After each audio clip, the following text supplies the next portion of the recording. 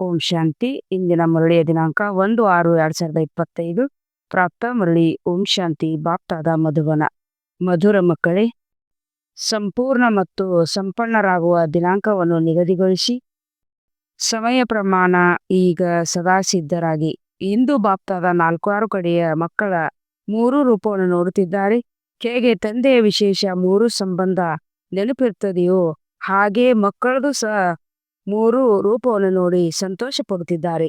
ನಿಮ್ಮ 3 ರೂಪವನ್ನು ತಿಳಿದಿರಲ್ಲವೇ? ಈ ಸಮಯದಲ್ಲಿ ಎಲ್ಲಾ ಮಕ್ಕಳು ಬ್ರಾಹ್ಮಣ ರೂಪದಲ್ಲಿ ಇದ್ದೀರಿ ಮತ್ತು ಬ್ರಾಹ್ಮಣರ ಕೊನೆಯ ಹಂತವಾಗಿದೆ. ಬ್ರಾಹ್ಮಣರೇ ಸೂಕ್ಷ್ಮ ದೇವತೆಗಳಾಗಿ ನಂತರ ಸೂಕ್ಷ್ಮ ದೇವತೆಗಳೇ ದೇವತೆಗಳಾಗುತ್ತೀರಿ. ಎಲ್ಲದಕ್ಕಿಂತ ವಿಶೇಷವಾದದ್ದು ವರ್ತಮಾನ್ ಬ್ರಾಹ್ಮಣ ಜೀವನವಾಗಿದೆ. ಬ್ರಾಹ್ಮಣ ಜೀವನ ಅಮೂಲ್ಯವಾಗಿದೆ. ಬ್ರಾಹ್ಮಣ ಜೀವನದ ವಿಶೇಷತೆ ಪವಿತ್ರತೆಯಾಗಿದೆ. ಪವಿತ್ರತೆಯ ಬ್ರಾಹ್ಮಣ ಜೀವನದ ಸತ್ಯತೆಯಾಗಿದೆ. ಪವಿತ್ರತೆಯ ಬ್ರಾಹ್ಮಣ ಜೀವನದ ವ್ಯಕ್ತಿತ್ವವಾಗಿದೆ. ಪವಿತ್ರತೆಯ ಸುಖ ಶಾಂತಿಯ ಜನನಿಯಾಗಿದೆ. ಎಷ್ಟು ಪವಿತ್ರತೆ ಇರುತ್ತದೆಯೋ ಅಷ್ಟು ಸುಖ ಶಾಂತಿ ಜೀವನದಲ್ಲಿ ಸ್ವಾಭಾವಿಕ ಮತ್ತು ಸ್ವಭಾವವಾಗಿರುತ್ತದೆ. ಮತ್ತು ಪವಿತ್ರ ಆತ್ಮರ ಲಕ್ಷಣ ಬ್ರಾಹ್ಮಣರಿಂದ ದೇವತೆಗಳಾಗುವುದಲ್ಲ, ಆದರೆ ಮೊದಲು ಸೂಕ್ಷ್ಮ ದೇವತೆಗಳಾಗುವುದು ಮತ್ತು ಸೂಕ್ಷ್ಮ ದೇವತೆಗಳಿಂದ ದೇವತೆಗಳಾಗುವುದಾಗಿದೆ.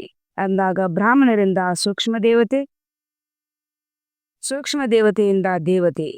ಈ 3 ರೂಪಗಳನ್ನು ಬಾಪ್ತಾದ ಎಲ್ಲಾ ಮಕ್ಕಳಲ್ಲಿ ನೋಡುತ್ತಿದ್ದಾರೆ. ತಮ್ಮೆಲ್ಲರಿಗೂ ಸಹ ತಮ್ಮ 3 ರೂಪ ಸಮ್ಮುಖದಲ್ಲಿ ಬಂದಿದೆ. ಬ್ರಾಹ್ಮಣರೇನೂ ಆಗಿದ್ದೀರಿ. ಈಗ ಸೂಕ್ಷ್ಮ ದೇವತೆಗಳಾಗುವ ಗುರಿ ಇದೆಯಲ್ಲವೇ? ಇದೇ ಗುರಿ ಇಲ್ಲವೇ? ಸೂಕ್ಷ್ಮ ದೇವತೆಗಳಾಗಬೇಕು. ಪರಿಶೀಲನೆ ಮಾಡಿಕೊಳ್ಳಿ. ಸೂಕ್ಷ್ಮ ದೇವತೆಯ ವಿಶೇಷತೆಯ ಜೀವನದಲ್ಲಿ ಎಷ್ಟು ಕಂಡು ಬರುತ್ತದೆ? ಸೂಕ್ಷ್ಮ ದೇವತಾ ಅರ್ಥಾತ್ ಯಾವ ಹಳೆಯ ಪ್ರಪಂಚ, ಹಳೆಯ ಸಂಸ್ಕಾರಗಳೊಂದಿಗೆ ಯಾವುದೇ ಸಂಬಂಧವಿಲ್ಲ.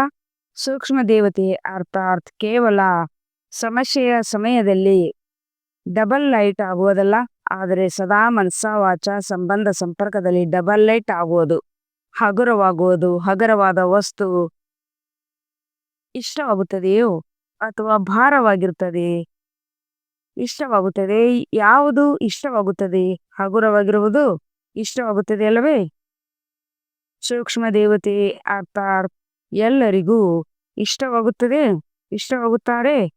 ಕೆಲವರಿಗಷ್ಟೇ ಅಲ್ಲ, ಅವರು ಸರ್ವರಿಗೂ ಪ್ರಿಯರು ಮತ್ತು ಅಲಿಪ್ತರಾಗಿರುತ್ತಾರೆ.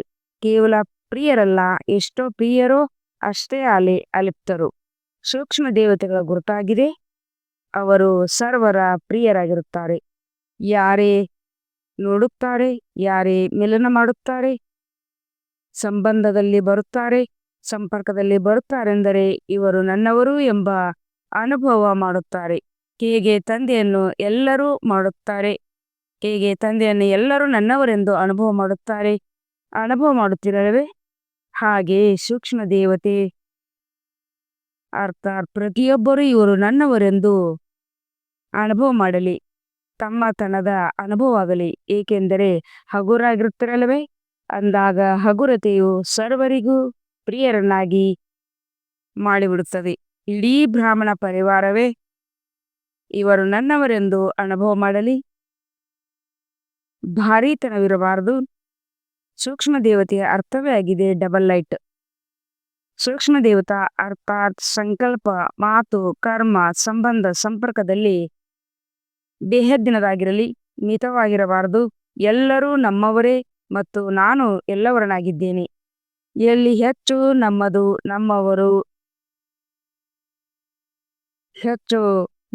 ನಮ್ಮವರು ಎನ್ನುತ್ತದೆಯೋ ಅಲ್ಲಿ ಹಗುರತೆ ಇರುತ್ತದೆ. ಸಂಸ್ಕಾರವೂ ಸಹ ಹಗುರತೆ ಇರುತ್ತದೆ. ಅಂದಾಗ ಸೂಕ್ಷ್ಮ ದೇವತಾ ಸ್ಥಿತಿಯನ್ನು ಎಷ್ಟು % ತಲುಪಿದ್ದೇನೆ ಎಂದು ಪರಿಶೀಲನೆ ಮಾಡಿಕೊಳ್ಳಿ. ಪರಿಶೀಲನೆ ಮಾಡಿಕೊಳ್ಳುವವರು ಆಗಿದ್ದೀರಿ,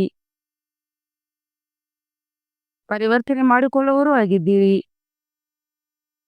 ಶುಭಾಶಯಗಳು. ಬಾಪ್ತಾದರವರ ಶುಭ ಆಶಯವಾಗಿದೆ. ಈಗ ಸಮಯವನ್ನು ನೋಡುತ್ತಾ ಯಾರು ತನ್ನನ್ನು ಮಹಾರಥಿ ಎಂದು ತಿಳಿದಿದ್ದೀರಿ, ಅವರ ಸ್ಥಿತಿಯು 95% ಇರಬೇಕು. ಯಾರೋ 98% ಆಗುತ್ತೇವೆಂದು ಹೇಳಿದ್ದಾರೆ. ಶುಭಾಶಯಗಳು. ತಮ್ಮ ಬಾಯಲ್ಲಿ ಗುಲಾಮ್ ಜಾಮೂನ್ ತಿನ್ನಿ, ಏಕೆಂದರೆ ನೋಡುತ್ತಿದ್ದಿರಲ್ಲವೇ, ಆಗಲೇಬೇಕಾಗಿದೆ ಎಂದು ತಿಳಿದಿದ್ದಿರಲ್ಲವೇ. ಆಗುತ್ತದೆ ಎಂದಲ್ಲ, ಆಗಲೇಬೇಕಾಗಿದೆ. ಗೇ ಗೇ ಎಂದಲ್ಲ, ಆಗುತ್ತದೆ. ನೋಡುತ್ತೇವೆ, ಪ್ರಯತ್ನ ಪಡುತ್ತೇವೆ. ಈ ಭಾಷೆಯನ್ನು ಈಗ ಪರಿವರ್ತನೆ ಮಾಡಿಕೊಳ್ಳಿ. ಏನೆಲ್ಲ ಸಂಕಲ್ಪ ಮಾಡುತ್ತೀರೋ ಶೇಕಡ ಎಷ್ಟು ಮತ್ತು ಸಫಲತಾಪೂರ್ವಕವಾಗಿದೆ ಎಂದು ಪರಿಶೀಲನೆ ಮಾಡಿಕೊಳ್ಳಿ. ಈಗ ಪರಿಶೀಲನೆ ಮಾಡಿಕೊಳ್ಳುವುದರ ತೀವ್ರತೆಯನ್ನು ಹೆಚ್ಚಿಸಿಕೊಳ್ಳಿ. ಮೊದಲು ಪರಿಶೀಲಿಸಿ, ನಂತರ ಕರ್ಮದಲ್ಲಿ ತನ್ನಿ. ಏನೇ ಸಂಕಲ್ಪ ಬಂದಿತು, ಯಾವ ಮಾತು ಬಂದಿತು, ಸಂಪರ್ಕದಲ್ಲಿ ಏನು ನಡೆಯಿತು, ಹಾಗೆ ಇರಬಾರ್ದು. ಯಾರು VVVIPಗಳಿರುತ್ತಾರೆ, ಅವರದು ಎಷ್ಟೊಂದು ಚೆಕಿಂಗ್ ಇರುತ್ತದೆ ಎಂದು ತಿಳಿದಿಲ್ಲವೇ. ಪ್ರತಿಯೊಂದು ವಸ್ತುವನ್ನು ಮೊದಲು ಪರಿಶೀಲಿಸುತ್ತಾರೆ, ನಂತರ ಮುಂದೆ ಹೆಜ್ಜೆ ನೀಡುತ್ತಾರೆ. ಈಗ 2 ಗಂಟೆಯ ನಂತರ 4 ಗಂಟೆಯ ನಂತರ ಪರಿಶೀಲನೆ ಮಾಡಿಕೊಳ್ಳುವುದು ನಡೆಯುವುದಿಲ್ಲ.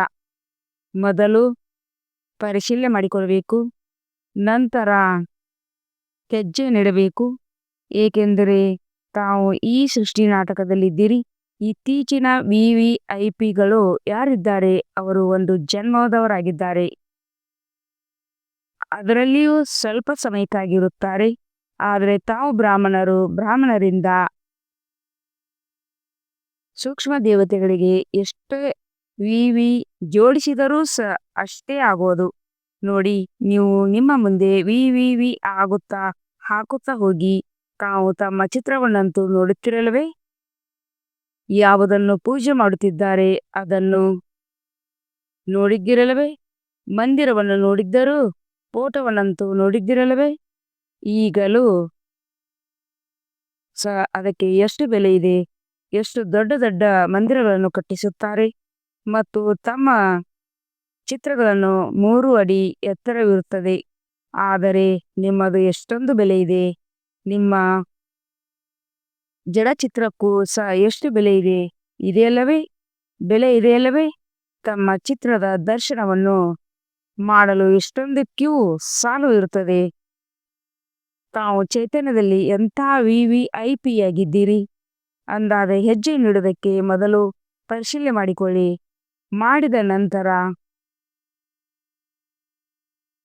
ಪರಿಶೀಲನೆ ಮಾಡಿಕೊಂಡರೆ ಆ ಹೆಜ್ಜೆ ಹೊರಟು ಹೋಯಿತು. ಆ ಹೆಜ್ಜೆಯು ನಿಮ್ಮ ಹಿಡಿತದಲ್ಲಿ ಬರಲು ಸಾಧ್ಯವಿಲ್ಲ. ಅಜ್ಞಾನ ಕಾಲದಲ್ಲಿಯೂ ಯೋಚಿಸಿ ಕಾರ್ಯವನ್ನು ಮಾಡಿ ಎಂದು ಹೇಳುತ್ತಾರೆ. ಕೆಲಸ ಮಾಡಿ ನಂತರ ಯೋಚಿಸಬೇಡಿ. ಮೊದಲು ಯೋಚಿಸಿ ನಂತರ ಕಾರ್ಯ ಮಾಡಿ ಅಂದಾಗ ತನ್ನ ಸಮಾನದ ಸೀಟ್ನಲ್ಲಿ ಸ್ಥಿತರಾಗಿ. ಶೇಕಡ ಸಮಾನದಲ್ಲಿ ಎಷ್ಟು ಇರುತ್ತೀರೋ ಅಷ್ಟು ವಿರೋಧ ಇರುವುದಿಲ್ಲ. ಯಾವಾಗ ಸೀಟ್ನಲ್ಲಿ ಸ್ಥಿತವಾಗಿರುವುದಿಲ್ಲವೋ ಆಗ ಮಾಯೆಯು ವಿರೋಧ ಬರುತ್ತದೆ. ಈಗ ಬಾಪ್ದಾದರವರ ಪ್ರಶ್ನೆಯಾಗಿದೆ, ಎಲ್ಲರ ಲಕ್ಷ್ಯ ಸಂಪೂರ್ಣರಾಗುವುದಾಗಿದೆ. ಸಂಪೂರ್ಣರಾಗುವ ಗುರಿ ಇದೆಯೇ, ಅಥವಾ ಸ್ವಲ್ಪ ಸ್ವಲ್ಪ ಆಗುವುದಿದೆ? ಗುರಿ ಇದೆ. ಎಲ್ಲರಿಗೂ ಗುರಿ ಇದೆ ಎಂದರೆ ಕೈಯನ್ನೆತ್ತಿ. ಸಂಪೂರ್ಣರಾಗುವುದು ಒಳ್ಳೆಯದು. ಎಲ್ಲಿಯ ತನಕ ನಿಮ್ಮ ಲಕ್ಷ್ಯವೇನು ಎಂದು ತಾವು ಜನರಿಗೆ ಪ್ರಶ್ನಿಸುತ್ತಿರಲ್ಲವೇ. ಶಿಕ್ಷಕರು ವಿದ್ಯಾರ್ಥಿಗಳಿಗೆ ಪ್ರಶ್ನೆ ಮಾಡುತ್ತಾರಲ್ಲವೇ. ಇಂದು ಬಾಪ್ದಾದ ವಿಶೇಷವಾಗಿ ಶಿಕ್ಷಕಿಯರನ್ನು ಕೇಳುತ್ತೇವೆ. 30 ವರ್ಷದವರು ಕುಳಿತಿದ್ದಿರಲ್ಲವೇ. 30 ವರ್ಷದವರು ನಾಳೆ ಕುಳಿತು ಪರಸ್ಪರ ಕಾರ್ಯಕ್ರಮವನ್ನು ಮಾಡಿಕೊಳ್ಳಬೇಕು. ಮೀಟಿಂಗ್ ಬಹಳಷ್ಟು ಮಾಡುತ್ತೀರಿ. ಬಾಪ್ದಾದ ನೋಡಕ್ಕೆ ಮೀಟಿಂಗ್ ಆದರೆ ಈಗ ಇಂಥ ಮೀಟಿಂಗ್ ಮಾಡಿ ಯಾವಾಗ ಮಾಡುತ್ತೀರಿ? ದಿನಾಂಕವನ್ನು ನಿಗದಿಪಡಿಸುತ್ತೀರಿ. ಇಂಥ ಕಾರ್ಯಕ್ರಮ ಇಂಥ ದಿನಾಂಕವೆಂದು ನಿಗದಿಪಡಿಸುತ್ತೀರಿ. ಹಾಗೆ ಇದರ ದಿನಾಂಕವನ್ನು ಸಹ ನಿಗದಿಗೊಳಿಸಿ, ಇದರ ದಿನಾಂಕ ಇಲ್ಲವೇ ಎಷ್ಟು ವರ್ಷಗಳು ಬೇಕು ಹೇಳಿ, ಏಕೆ ಬಾಪ್ತಾದ ಏಕೆ ಕೇಳುತ್ತೇವೆ? ಏಕೆಂದರೆ ಯಾವಾಗ ವಿನಾಶ ಮಾಡಲಿ ಎಂದು ಪ್ರಕೃತಿಯು ತಂದೆಯನ್ನು ಕೇಳುತ್ತದೆ. ಅಂದಾಗ ಬಾಪ್ತಾದ ಏನು ಉತ್ತರವನ್ನು ಕೊಡುವುದು? ಬಾಪ್ತಾದ ಮಕ್ಕಳನ್ನೇ ಕೇಳುತ್ತೇವೆ. ಎಲ್ಲಿಯ ತನಕ ಈ ದಿನದ ವಿಶೇಷ ಟಾಪಿಕ್ ಆಗಿದೆ. ಎಲ್ಲಿಯ ತನಕ ಡಬಲ್ ವಿದೇಶಿಗಳು ಕುಳಿತಿದ್ದಿರಲ್ಲವೇ? ಅಂದಾಗ ಡಬಲ್ ಪುರುಷಾರ್ಥವಾಗುತ್ತದೆ ಅಲ್ಲವೇ?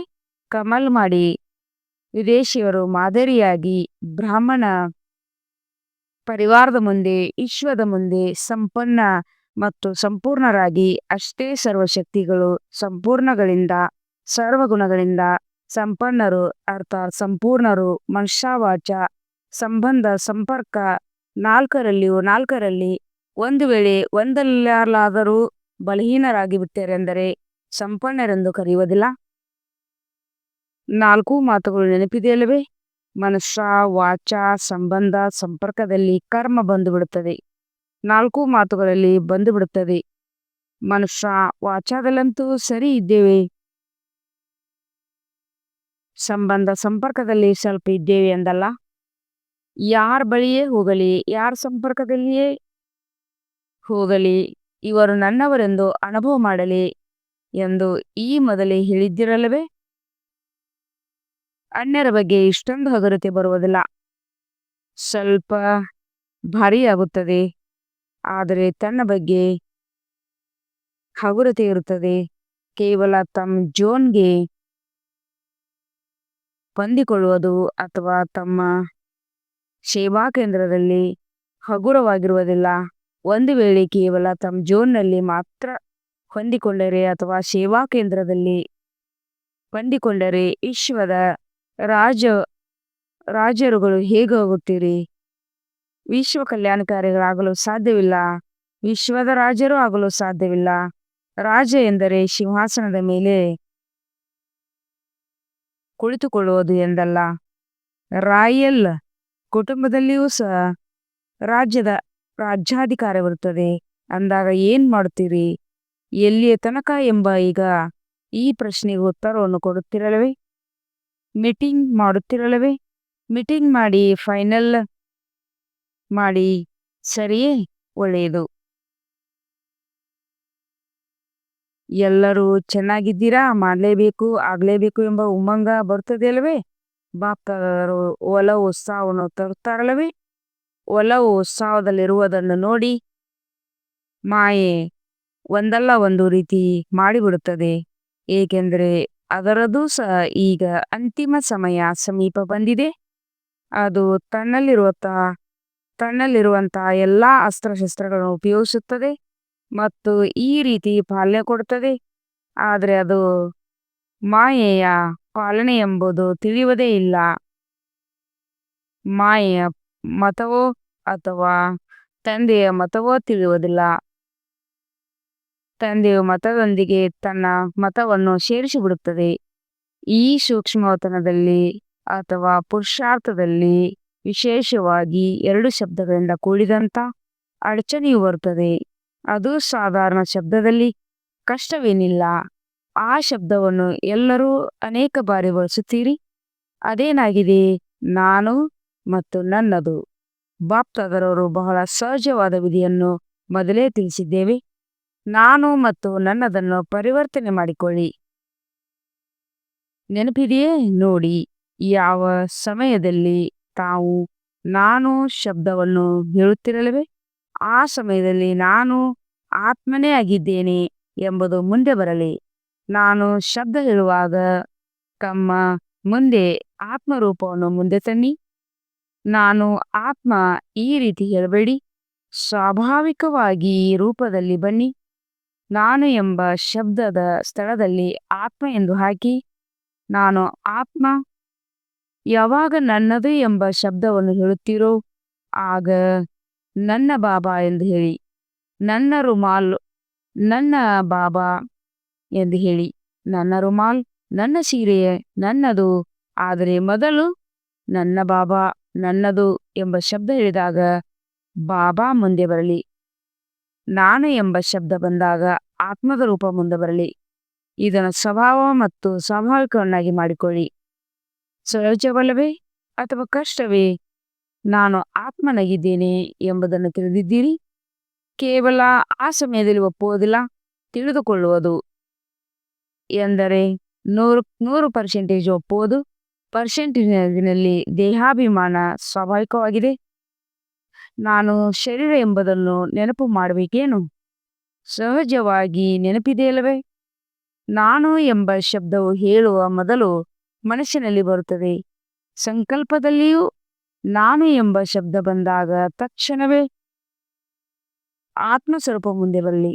ಇದು ಸಹಜವಿಲ್ಲ, ಅಭ್ಯಾಸ ಮಾಡಬೇಕು. ಕೇವಲ ನಾನು ಎಂಬ ಶಬ್ದವನ್ನು ಹೇಳುವುದಲ್ಲ, ಆತ್ಮನಾಗಿ ಹೇಳಬೇಕು. ಆಗ ಪಕ್ಕಾ ಆಗಿಬಿಡುತ್ತದೆ.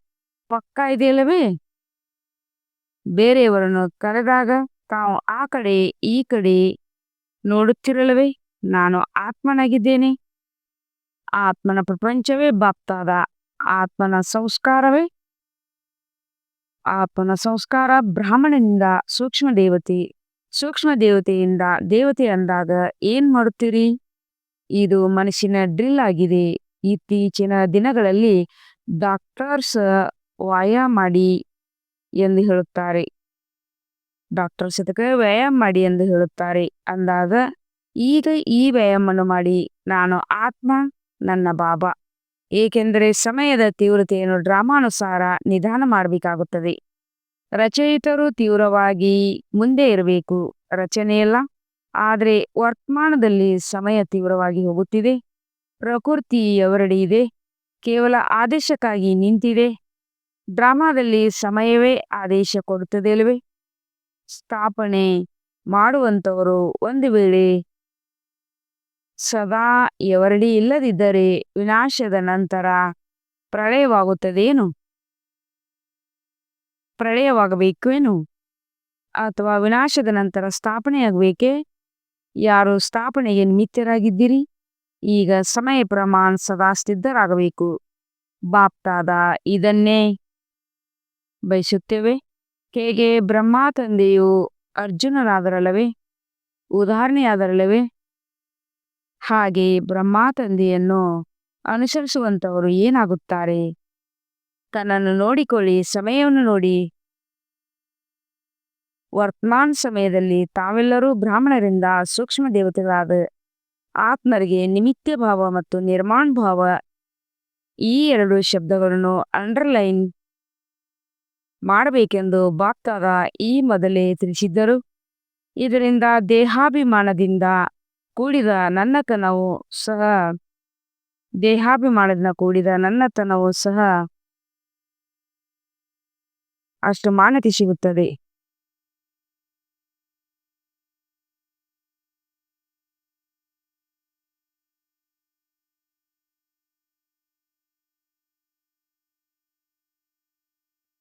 ಡ್ರಾಮಾದಲ್ಲಿ ಸಮಯವೇ ಆದೇಶ ಕೊಡುತ್ತದೆ. ಸ್ಥಾಪನೆ ಮಾಡುವಂಥವರು ಒಂದು ವೇಳೆ ಸದಾ ಎವರಡಿ ಇಲ್ಲದಿದ್ದರೆ ವಿನಾಶದ ನಂತರ ಪ್ರಳಯವಾಗುತ್ತದೇನು?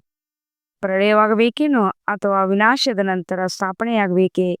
ಯಾರು ಸ್ಥಾಪನೆಗೆ ನಿಮಿತ್ತರಾಗಿದ್ದೀರಿ? ಈಗ ಸಮಯ ಪ್ರಮಾಣ ಸದಾ ಸಿದ್ಧರಾಗಬೇಕು. ಬಾಪ್ತಾದ ಇದನ್ನೇ ಬಯಸುತ್ತೇವೆ. ಹೇಗೆ ಬ್ರಹ್ಮ ತಂದೆಯು ಅರ್ಜುನರಾದರಲ್ಲವೇ, ಉದಾಹರಣೆಯಲ್ಲವೇ, ಹಾಗೆ ಬ್ರಹ್ಮ ತಂದೆಯನ್ನು ಅನುಸರಿಸುವಂಥವರು ಏನಾಗುತ್ತಾರೆ? ತನ್ನನ್ನು ನೋಡಿಕೊಳ್ಳಿ, ಸಮಯ ನೋಡಿ. ವರ್ತಮಾನ ಸಮಯದಲ್ಲಿ ತಾವೆಲ್ಲರೂ ಬ್ರಾಹ್ಮಣರಿಂದ ಸೂಕ್ಷ್ಮ ದೇವತೆಗಳಾಗಿ ಆತ್ಮರಿಗೆ ನಿಮಿತ್ತ ಭಾವ ಮತ್ತು ನಿರ್ಮಾಣ ಭಾವ, ಈ ಎರಡೂ ಶಬ್ದಗಳನ್ನು ಅಂಡರ್ಲೈನ್ ಮಾಡಬೇಕೆಂದು ಬಾಪ್ತಾದ ಈ ಮೊದಲೇ ತಿಳಿಸಿದ್ದರು. ಇದರಿಂದ ದೇಹಾಭಿಮಾನದಿಂದ ಕೂಡಿದ ನನ್ನತನವೂ ಸಹ ಸಮಾಪ್ತಿಯಾಗುತ್ತದೆ. ನಿಮಿತ್ತ ಅಷ್ಟು ಮಾನ್ಯತೆ ಸಿಗುತ್ತದೆ. ಏಕೆಂದರೆ ಯಾರು ನಿರ್ಮಾಣರಾಗುತ್ತಾರೋ ಅವರು ಎಲ್ಲರಿಗೆ ಪ್ರಿಯರಾಗುತ್ತಾರೆ, ಮತ್ತು ಯಾವಾಗ ಪ್ರಿಯರಾಗುತ್ತಾರೋ ಆಗ ತಾನಾಗೇ ಗೌರವ ಸಿಗುತ್ತದೆ. ನಿಮಿತ್ತ ಮತ್ತು ನಿರ್ಮಾಣ ಭಾವ ಮತ್ತು ಭಾವನೆ, ಶುಭ ಭಾವನೆ, ಭಾವ ಮತ್ತು ಭಾವನೆ ಎರಡಿರುತ್ತದೆ. ಅಂದಾಗ ನಿಮಿತ್ತ ಭಾವ ಮತ್ತು ಭಾವನೆ ಪ್ರತಿಯೊಬ್ಬರ ಪ್ರತಿ ಶುಭ ಭಾವನೆ ಶುಭ ಕಾಮನೆ ಹೇಗೆ ಇರಲಿ ತಮ್ಮ ನಿಮಿತ್ತ ನಿರ್ಮಾಣ ಭಾವ ಮತ್ತು ಶುಭ ಭಾವನೆ ವಾಯುಮಂಡಲವನ್ನು ಮುಂದಿರುವವರನ್ನು ವೈಬ್ರೇಷನ್ ಇಂದ ಬದಲಾವಣೆ ಮಾಡಿಬಿಡುತ್ತದೆ. ಕೆಲವು ಮಕ್ಕಳು ಆತ್ಮಿಕ ವಾರ್ತಾಲಾಪದಲ್ಲಿ ಹೇಳುತ್ತಾರೆ, ನಾವು 1 ತಿಂಗಳಿಂದ ಶುಭ ಭಾವನೆಯಲ್ಲಿಟ್ಟಿದ್ದೇವೆ, ಅವರು ಬದಲಾವಣೆಯಾಗುವುದೇ ಇಲ್ಲವೆಂದು ನಂತರ ಸುಸ್ತಾಗಿ ಬಿಡುತ್ತಾರೆ, ಹೃದಯ ವಿದೀರ್ಣರಾಗಿ ಬಿಡುತ್ತಾರೆ. ಆ ಬಡಪಾಯಿಗಳ ವೃತ್ತಿ ಅಥವಾ ದೃಷ್ಟಿ ಕಲ್ಲಿನ ಸಮಾನವಾಗಿರುತ್ತದೆ. ಅಂದ ಮೇಲೆ ಅವರಿಗೆ ಬದಲಾವಣೆಯಾಗಲು ಸಮಯ ಹಿಡಿಸುತ್ತದೆ ಅಲ್ಲವೇ? ಒಳ್ಳೆಯದು, ಅವರು ಬದಲಾಗದೇ ಇರಬಹುದು, ಆದರೆ ನೀವಾದರೂ ತಮ್ಮನ್ನು ಸರಿಪಡಿಸಿಕೊಳ್ಳಿ. ನೀವು ನಿಮ್ಮ ಸ್ಥಿತಿಯಲ್ಲಿ ಸ್ಥಿತರಾಗಿ ನೀವೇಕೆ ಹೃದಯ ವಿದೀರ್ಣರಾಗುತ್ತೀರಿ? ಹೃದಯ ವಿದೀರ್ಣರಾಗಬೇಡಿ. ಒಳ್ಳೆಯದು, ಅವರು ಬದಲಾಗಲ್ಲವೆಂದರೆ ನಾನು ಅವರ ಜೊತೆ ಬದಲಾಗಬಾರ್ದೇ? ಹೃದಯ ವಿದೀರ್ಣರಾದರೆಂದರೆ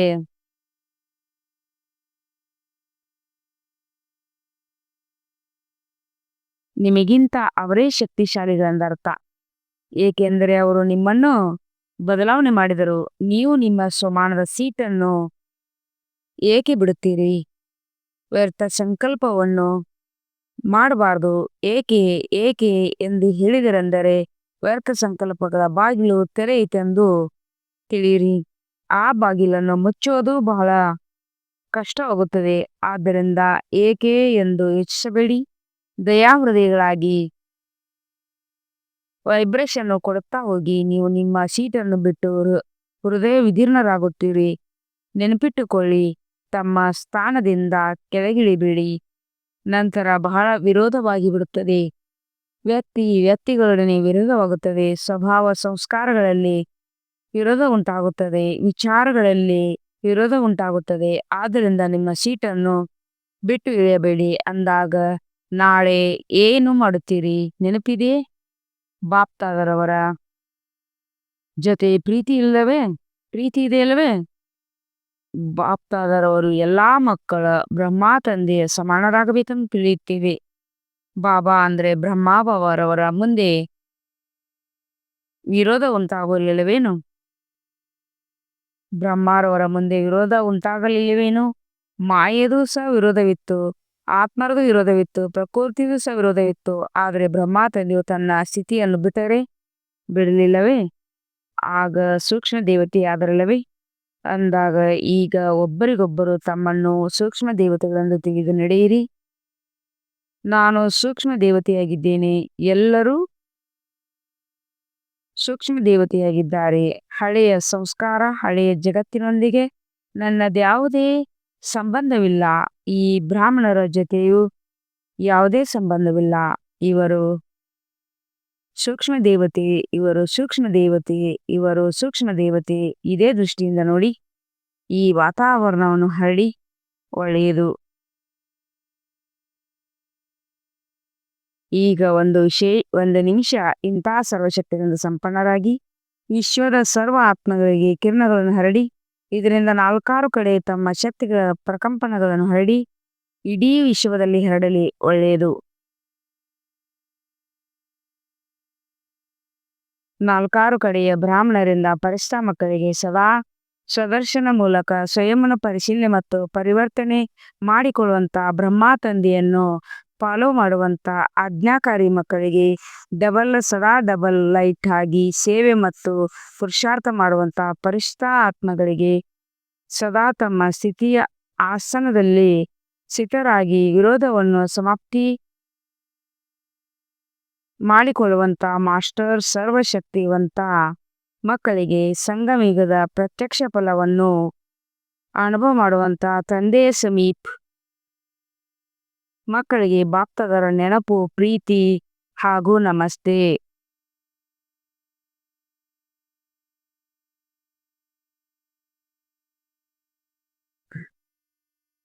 ಮಧುರಾತಿ ಮಧುರ ಅಗಲಿ ಹೋಗಿ ಮರಳಿ ಸಿಕ್ಕಿರುವ ಮಕ್ಕಳ ಪ್ರತಿ ಮಾರ್ಫಿತಾ ಬಾಪ್ತಾದರ ನೆನಪು, ಪ್ರೀತಿ ಹಾಗೂ ಸುಪ್ರಭಾತ. ಆತ್ಮಿಕ ಮಕ್ಕಳಿಗೆ ಆತ್ಮಿಕ ತಂದೆಯ ನಮಸ್ತೆ. ಹಮ್ ರೂಹಾನಿ ಬಚ್ಚೋं की रूहानी बाप दादा को याद गुड मॉर्निंग. ನಮಸ್ತೆ ನಮಸ್ತೆ ನಮಸ್ತೆ. ಸುಕ್ರಿಯಾ ಬಾಬಾ ಸುಕ್ರಿಯಾ. ವಹ ಬಾಬಾ ವಹ. ವರದಾನ: ಪ್ರತ್ಯಕ್ಷತೆಯ ಸಮಯವನ್ನು ಸಮೀಪ ತರುವಂತ ಸದಾ ಶುಭ ಚಿಂತಕ ಮತ್ತು ಸ್ವಚಿಂತಕ ಭವ. ಸೇವೆಯಲ್ಲಿ ಸೇವೆಯಲ್ಲಿ ಸಫಲತೆಗೆ ಆಧಾರವಾಗಿದೆ ಶುಭಚಿಂತಕ ವೃತ್ತಿ, ಏಕೆಂದರೆ ತಮ್ಮ ವೃತ್ತಿ ಆತ್ಮಗಳಿಗೆ ಗ್ರಹಣ ಶಕ್ತಿ ಅಥವಾ ಜಿಜ್ಞಾಸೆಯನ್ನು ಹೆಚ್ಚಿಸುತ್ತದೆ. ಇದರಿಂದ ವಾಣಿಯ ಸೇವೆ ಸಹಜವಾಗಿ ಸಫಲವಾಗಿ ಬಿಡುವುದು ಮತ್ತು ಸ್ವಯಂನ ಪ್ರತಿ ಸ್ವಚಿಂತನೆ ಮಾಡುವಂತಹ ಸ್ವಚಿಂತಕ ಆತ್ಮ ಸದಾ ಮಾಯಾಪ್ರು ಯಾರದೇ ಬಲಹೀನತೆಗಳನ್ನು ಗ್ರಹಣ ಮಾಡುವುದರಿಂದ ವ್ಯಕ್ತಿ ಮತ್ತು ವೈಭವದ ಆಕರ್ಷಣೆಯಿಂದ ಅಪರೂಪವಾಗಿರುತ್ತಾರೆ. ಆದ್ದರಿಂದ ಈ ಎರಡೂ ವರದಾನಗಳನ್ನು ನಿಮ್ಮ ಜೀವನದಲ್ಲಿ ಕಾರ್ಯರೂಪದಲ್ಲಿ ತನ್ನಿ, ಆಗ ಪ್ರತ್ಯಕ್ಷತೆಯ ಸಮಯ ಸಮೀಪ ಬರುವುದು.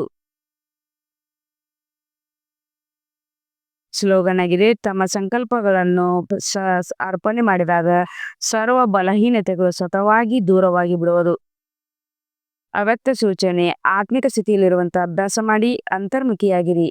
ಪರಮಾತ್ಮನ ಪ್ರೀತಿಯ ಅನುಭವ ಮಾಡೋದಕ್ಕಾಗಿ ಅಂತರ್ಮುಖಿಯಾಗಿ ಈ ದೇಹದಿಂದ ಭಿನ್ನ ದೇವಿ ಆತ್ಮಿಕ ರೂಪದಲ್ಲಿ ಸ್ಥಿತರಾಗುವ ಅಭ್ಯಾಸವನ್ನು ಹೆಚ್ಚು ಮಾಡಿಕೊಳ್ಳಿ. ಸದಾ ಅಂತರ್ಮುಖತೆಯ ಗುಹೆಯಲ್ಲಿ ಇರಿ. ಆಗ ಹಳೆಯ ಪ್ರಪಂಚದ ವಾತಾವರಣದಿಂದ ದೂರವಾಗುತ್ತಾ ಹೋಗುವಿರಿ.